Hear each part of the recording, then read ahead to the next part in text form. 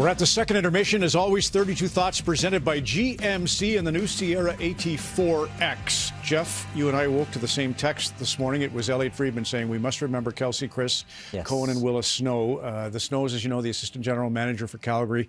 Kris has been battling ALS and was hospitalized late in the week, placed on a ventilator. And this was Kelsey's tweet earlier today, a couple of hours ago, actually. And that left hand of Kris's, God, I just think of him pounding his chest before he presented the Norris Trophy to Cale Makar at the NHL Awards.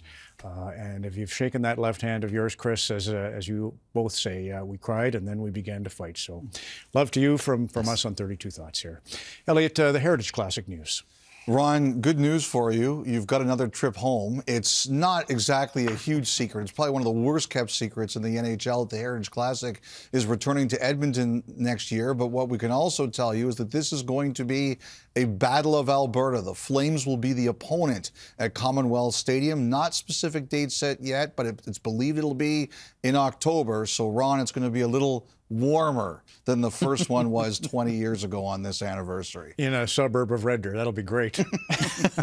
Nice. Good news stories. Let's go to Pittsburgh and PPG Paints Arena. And this was earlier Kris Letang, and and a little bit after this we heard PPG Paints Arena PA announcer Ryan Mills say, and welcome back defenseman Kris Letang. Suffered a stroke on November the 28th. 12 days later, he's playing tonight for the Pittsburgh Penguins against the Buffalo Sabres, and his doctors said that playing hockey is not a risk for him. Nothing about hockey should worsen his condition. Good news there. A couple of suspension notes here. One for a Buffalo Sabre and one for a member of the Seattle Kraken. We'll start with Jeff Skinner of the Buffalo Sabres, suspended 3 games for a cross-check to the head of Pittsburgh Penguins winger Jake Guentzel. This is last night as the Penguins won 4-3 in overtime. Skinner will surrender $145,000 to the Players Emergency Assistance Fund. And 3 games for this one as well. Jamie Alexiak checked to the head of Washington defenseman Alexander Alexiev in the second period of the Caps' 4-1 win. Oleksiak will forfeit $74,000.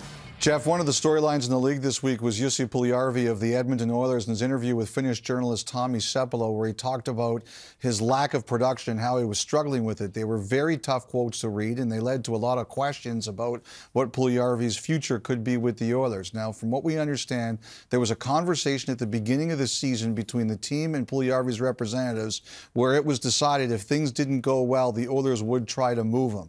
I do think that's going to happen. What I can't tell you is what the timeline is going to be. Edmonton is still banged up at forward, and the Oilers don't have a salary cap issue until Evander Kane is back and returns sometime in the next few months. So I don't think this is necessarily going to happen quickly or anything like that, but I do think the Oilers and the player are going to try to find a solution. One of the things a couple teams indicated, by the way, guys, is that Puljujarvi seems to be more comfortable and puts less pressure on himself when he isn't playing with McDavid or Draisaitl. And I think that's one thing the Oilers will continue to try to hopefully help him feel more comfortable. Okay, continuing to follow the Hockey Canada story as they try to redo their board right now. And here's the very latest.